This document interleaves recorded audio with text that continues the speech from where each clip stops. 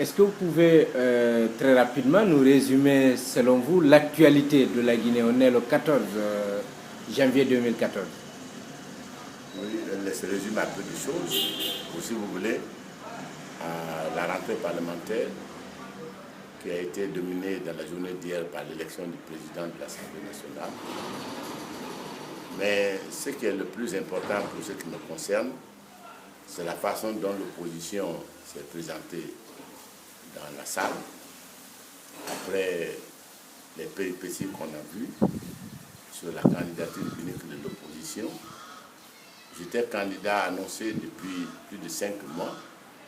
J'ai répété la nécessité de ma candidature parce que j'étais le seul à apporter un plus à l'addition qui consisterait à mettre ensemble les députés de l'UFDG et de M. Sidia Touré, de l'UFR, parce qu'il fallait à cela ajouter beaucoup plus pour que l'opposition puisse gagner. Mais dans l'évaluation des courants et de leur expression, je pense que M. Cellou Dalein Diallo n'aurait rien apporté en plus de ses députés. La même chose que M. Sidi apportait peu. J'ai apporté beaucoup. C'est pourquoi j'étais candidat. Mais il a plu au président de l'UFDG de créer la confusion la plus extrême par ses candidatures successives et inattendues, sans négociation, sans consultation préalable avec ses partenaires, qui le considéraient comme des forces périphériques. Et la résultante, on s'est présenté dans la salle avec presque rien. Et l'opposition, qui aurait dû gagner avec au moins 60 voix, s'est retrouvée ridiculisée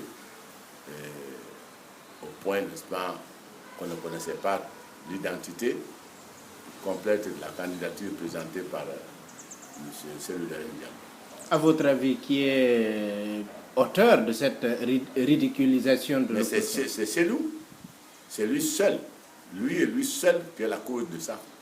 Mais c'est vous qui avez renoncé à votre candidature à la Mais compte tenu de la pagaille, n'est-ce pas, sémée par Cellou et ses variations, à 48 heures de la réunion du Parlement, et ses volte-face successives, la sortie de en cascade et en chapelet des candidatures qu'il présentait, créait une confusion telle que toute considération faite face à ces deux candidats d'hier, j'ai estimé en conscience et froidement que ma candidature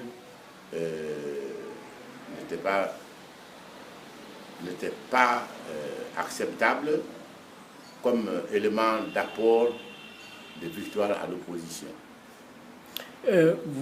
Vous l'avez dit, vous avez annoncé votre candidature, mais est-ce que vous êtes allé solliciter le soutien de l'UFDG, j'ai posé la l'UFR, question officiellement à tous les responsables de l'opposition? À tous les partis politiques qui avaient des députés. Et finalement, Cellou aussi vous a annoncé sa candidature? Non, mais Cellou, c'est par lui que j'ai commencé, puisqu'il avait plus de députés. J'ai parlé avec lui, j'ai parlé avec Sidia. Sidia a insisté pour qu'il y ait une concertation. La concertation a commencé au domicile de Sidia. Et où Cellou nous a demandé de donner la candidature pour son parti, alors qu'il s'agissait de désigner des gens valables. Et pourquoi même si c'est militant de l'UFR, plutôt de l'UFDG, mais qu'il soit un candidat connu. Mais expliquez-nous, comment vous pensiez pouvoir gagner la présidence de l'Assemblée nationale? Avec les députés que vous n'avez que 2 députés, on le sait. Oui, mais ce n'est pas ce qui est important dans une alliance. Ce n'est pas le problème de 2 députés. Qu'est-ce qui est important? Ce qui est important, c'est que c'est celui qui était capable d'apporter ce qui manque pour que l'opposition gagne. Et j'étais le seul qui pouvait apporter des députés qui n'appartenaient pas à l'opposition. Vous pensiez pouvoir décrocher des députés de la mouvance? J'ai dit que je pouvais faire venir des députés qui n'appartenaient pas à l'opposition. Et vous pensez que Cellou n'en pouvait pas? Non, il ne pouvait pas. Il ne pouvait pas. C'était impossible que lui puisse obtenir l'adhésion à sa façon de travailler par des députés qui se respectent. J'ai vu des gens, ce qu'il a fait n'était pas bien. je crois qu'il doit tirer les leçons s'il veut être un homme politique responsable, de ne plus jamais se conduire comme ça.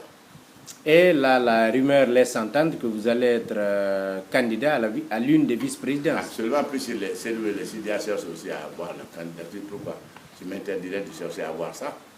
Est-ce qu'il y a une raison qui m'interdirait de chercher ou de vouloir être membre du présidium? Et là, vous allez être candidat de l'opposition ou de la mouvance? Ça, ce n'est pas important. Ce qui est important pour mon parti, c'est que je puisse gagner. Est-ce que vous pensez que l'opposition a l'espoir avec quand même 54 voix pour la mouvance hier? Non, Cory Kondiano a été élu avec 54 voix. Non, pas 54, 64. 64 voix, oui. Je m'excuse. Cory Kondiano a été élu avec 64 voix et la candidate de l'opposition 48. Oui. Est-ce qu'à votre avis... Ça, c'est l'extrême limite de l'opposition telle que celle-là a voulu la confectionner. Avec ça, il ne peut pas gagner. Mais justement, il risque de perdre le reste des postes électifs. Il faut lui demander à M. Cellou Dalein Diallo, est-ce qu'il avait envisagé cette situation possible, cette probabilité? Est-ce qu'en voulant focaliser tout au niveau de son parti, en faisant le nombrilisme comme il a fait, est-ce qu'il pensait qu'il pouvait gagner? C'est ça. Il ne pouvait faire ça, cette forme un peu building qu'il a faite, ça ne pouvait réussir que si lui seul, il avait la majorité. Mais il n'avait pas la majorité. Et à votre Donc il fallait négocier entre partenaires. Mais pas leur imposer comme ça des candidats. Je vous rappelle qu'il a été successivement demandé pour son parti, ce qui n'était pas prévu, pour lui-même, puis il a proposé à Sidia d'être candidat, puis il a proposé à Baïdi d'être candidat, puis en définitive il a pris Mme Tofali. Comme un magicien qui est sur scène qui sort les pigeons de la Manche.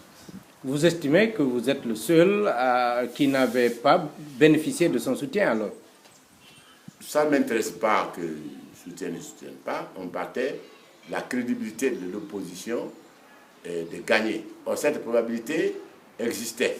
On pouvait gagner, mais à condition que ce soit quelqu'un qui, en plus des 47 députés, plus 2 voix de Kouyaté, 2 voix de Doré, Alpha Silaba, puis 2 autres, il fallait donc des députés à l'extérieur de l'opposition pour qu'on puisse gagner. Donc tout calcul devait tenir compte de ça. On ne fait pas les calculs politiques, n'est-ce pas, en ne regardant que son nombril. Et aujourd'hui, est-ce qu'il y a encore de l'espoir pour l'opposition? Je ne sais pas. Je ne sais pas. Et il faut poser la question à M. Cellou Dalein Diallo. Maintenant, il charge des journalistes pour aller déblatérer des bêtises comme ça. Je ne réponds pas à ces gens-là. Vous en voulez aussi aux journalistes? Oui, les journalistes qui se font stipendier pour aller raconter des sottises en ignorant pour le compte de qui ils agissent. Vous comprenez? Mais ils font des analyses, peut-être qu'ils peuvent se tromper. Analyses, non, ils sont mus par un sentiment de parti pris systématique qui altère leur capacité intellectuelle d'analyser correctement les données. Voilà. Quelles sont les perspectives, selon vous, pour l'opposition? Je pense que si l'opposition veut jouer un rôle important dans l'avenir immédiat, il faut qu'elle se ressaisisse tout de suite, qu'elle procède à une analyse, à une autocritique, comme on dit. Je n'aime pas les mots marxistes là, mais c'est ce qui convient. Il faut que l'opposition fasse une véritable autocritique de sa conception de la vie politique, de ses méthodes d'approche, de sa façon de travailler à l'intérieur des différents partis et la façon de définir ensemble ce qui est essentiel pour tous et quels sont les sacrifices qu'il faut consentir pour atteindre ces objectifs. Mais si les gens viennent dans une alliance pensant qu'ils sont le pivot autour duquel les autres gravitent à la périphérie, alors il n'y aura pas une opposition responsable dans ce pays. Là, c'est même les partis politiques qui n'ont pas eu de députés, il faut les respecter, parce que si tout avait été propre, il y a beaucoup de partis qui auraient eu des députés. Donc le fait qu'on ait eu des députés ne veut pas dire que les autres qui n'en ont pas ne sont rien. C'est pas vrai. S'il pense que lui seul est le plus fort, c'est que donc il reconnaît que les élections ont été propres, que les autres n'ont pas été trichés, que donc les autres ne sont rien. Voilà.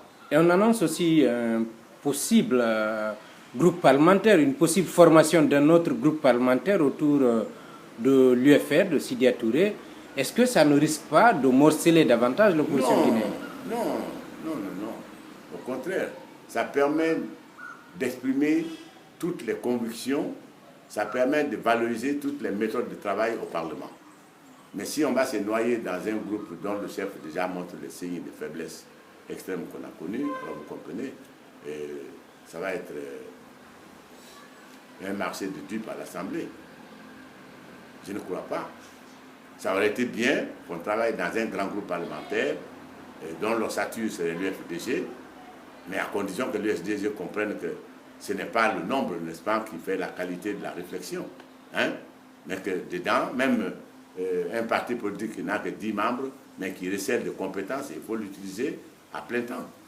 Vous pensez que Cyril Dalein n'est pas un bon chef de file de l'opposition? En tout cas, ce qu'il a montré ces derniers temps, par rapport à ce qui s'était passé dans la salle des actes lors des négociations à propos de Waymark, plus l'affaire des 4 jours, n'est-ce pas, qu'on a concédé, je commence à m'interroger dans cette direction-là. Vous pensez que celle-là a été responsable du maintien de Waymark? Moi, quand on s'est mis d'accord de militer ensemble dans l'opposition, le fondement de cette alliance-là, c'était de faire en sorte que Waymark soit exclu du paysage électoral. S'il s'est mis d'accord avec des gens de renoncer à de maintenir Waymark, il avait le devoir de m'en parler. Parce que nous nous sommes rencontrés pour ça. Il ne l'a pas fait. Donc ici, moi, ma position est claire. Je n'aime pas qu'on me trahisse comme ça. Et avec ces désaccords au sein de l'opposition, est-ce que le président Alpha Condé va avoir des soucis pour se faire réélire en 2015? Les soucis existent toujours. Mais c'est possible. C'est pas par rapport Mais c'est toujours possible. Mais non, vous comprenez, le fait d'être... Personne n'est jamais sûr de gagner qu'il y ait une opposition ou pas. Parce que le vote, c'est la population qui fait. C'est par rapport au fait qu'elle se sent